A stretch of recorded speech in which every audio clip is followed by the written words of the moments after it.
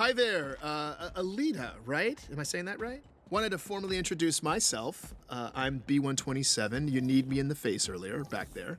You can call me B, or Badassatron. It's a nickname some of the guys gave me. I don't know. I didn't give it to myself or anything. How are you today? I'm well today. How are you doing, buddy? Brother, I love this movie, man. Oh, It's thank you. probably better than the live action ones. This is probably up there with the original OG cartoon. Yep. So, thank you, man. Seriously. Now, I got to ask you, what was the process to differentiate yourself from previous Bs? I think interestingly enough, the process has been that I brought myself to it.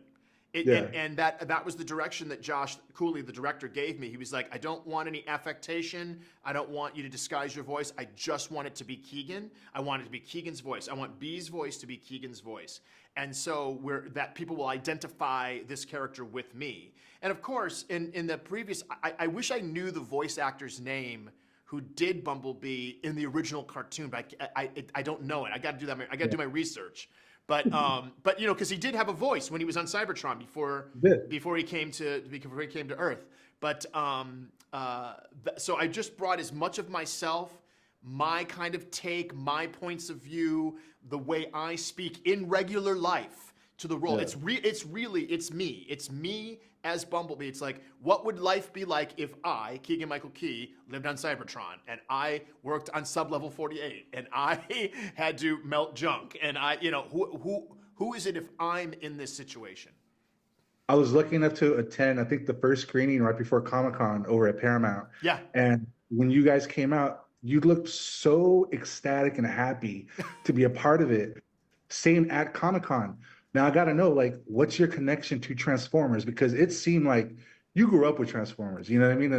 And I could feel that, and that's what I loved about it. That is my connection. Is that I'm talk about an OG. I'm one of these original people that used to come home from grade school and high school and go home as soon as I could and turn on the TV. You know, remember when people used to turn on TV and a show would be on at a particular time and you'd have appointment watching?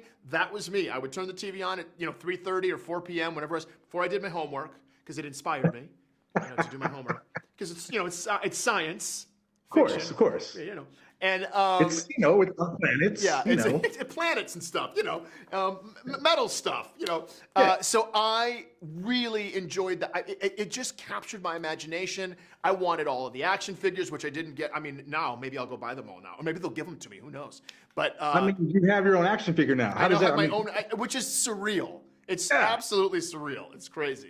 So yeah, my love for this franchise is true. And it is in the child part of my heart. Well,